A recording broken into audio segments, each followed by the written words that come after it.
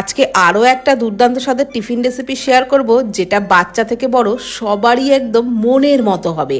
তো এই রেসিপির জন্য একটা বোলের মধ্যে 1 বাটি ময়দা, 1 টেবিল চামচ গুঁড়ো দুধ, পরিমাণ মতো লবণ, প্রথমে 1 বাটি জল দিয়ে গুলে নিলাম। তারপর আরও হাফ বাটি জল দিয়ে একটা পাতলা ঘনত্বের ব্যাটার রেডি করে ঢাকা দিয়ে 10 মিনিটের জন্য রেস্টে রাখলাম।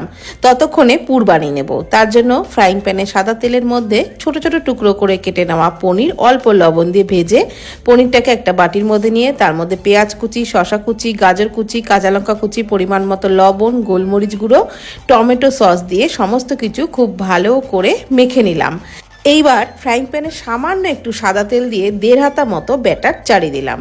আর লো ফ্লেমেই পরোটাটা ভেজে নিলাম। এক পিঠটা একটু হালকা ভেজে নেওয়া হয়ে গেলেই অপর পাশটা উল্টে ওই কাঁচা থাকতে থাকতেই কিন্তু পরোটা তুলে নিলাম। মানে বেশি কড়া করে ভাজার কোনো দরকার নেই।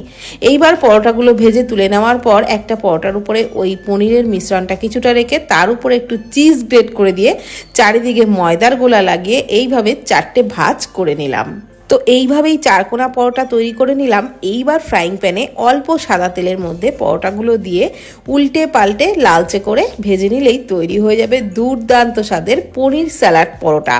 বাচ্চা কি বড় যাকেই দেবেন টিফিন বক্সে একদম বক্স ফাঁকা করে আনবে, এতটাই টেস্টি হয়।